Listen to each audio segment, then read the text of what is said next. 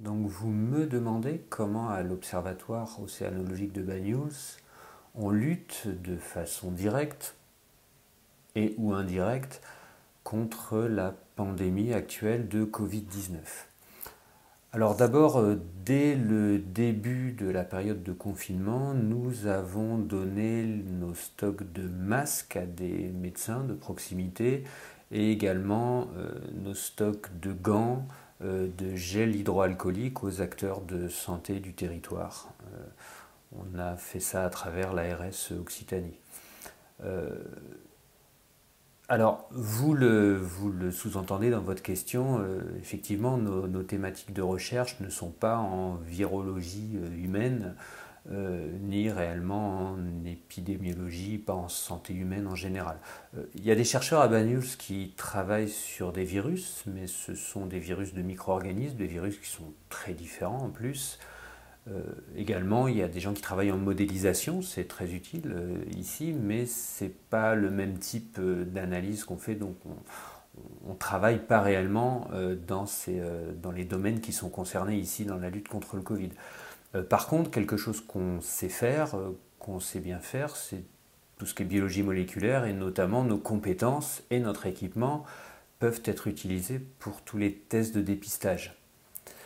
Euh, pour ça, on a été contacté il y a quelques semaines, au moment où en fait le ministre de la Santé a donné l'autorisation aux laboratoires de recherche, donc en plus des hôpitaux, de pouvoir faire ces tests de détection.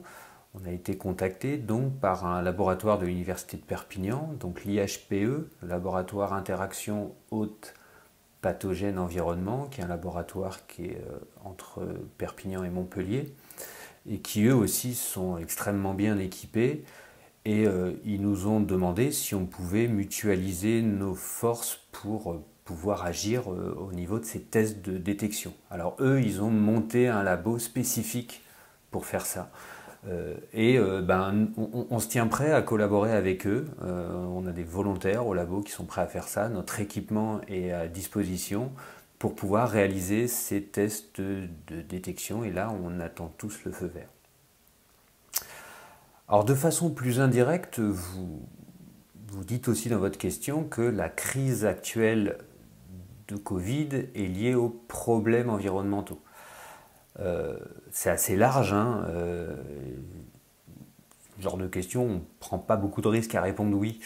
Euh, alors effectivement, pas mal de spécialistes s'accordent pour dire que les atteintes à la biodiversité, le fait notamment que la population humaine croît énormément, hein, les problèmes démographiques, si on les réglerait pas, si on les règle pas, on réglera rien, euh, mais conduisent les humains à occuper de plus en plus de territoires et donc à être mis en contact avec des organismes, des animaux qui possèdent des pathogènes qui peuvent se voir transférés à l'espèce humaine. Euh, Ces pathogènes, d'ailleurs, souvent ne passent pas directement de l'animal sauvage à l'humain, mais passent par les animaux domestiques.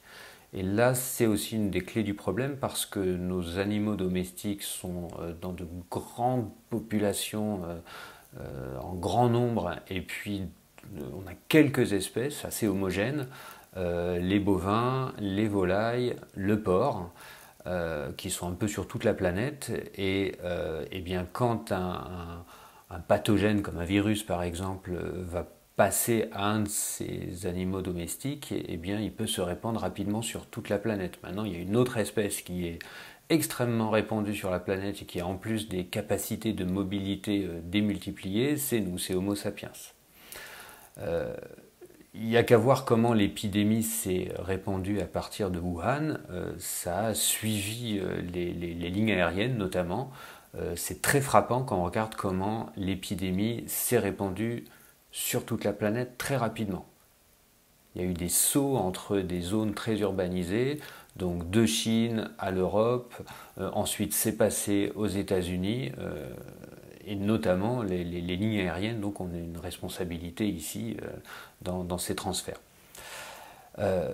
Donc ça veut dire aussi plus généralement qu'il faut protéger la biodiversité, c'est important, notamment pour pouvoir nous protéger un peu de ce type de pandémie. On est ici impliqué à travers notre rôle avec notamment la réserve marine de Cerbère-Banyuls. On y mène des recherches et puis aussi on est très impliqué dans le conseil scientifique, donc on a un rôle au niveau de la gestion de cette réserve, notamment pour élaborer des règlements qui visent à mieux protéger cette zone et donc la biodiversité qui s'y trouve. Et ensuite, pour terminer, par rapport aux recherches qui sont menées à l'Observatoire océanologique de Banyuls, donc je l'ai dit au début, il y a une équipe qui travaille sur les virus marins, d'autres qui travaillent sur les interactions hôtes-parasites. Et bien les découvertes scientifiques qu'on peut faire ici permettent de mieux comprendre ces interactions hôtes pathogènes et pourraient trouver des applications dans la lutte contre des pandémies comme la pandémie actuelle de Covid-19.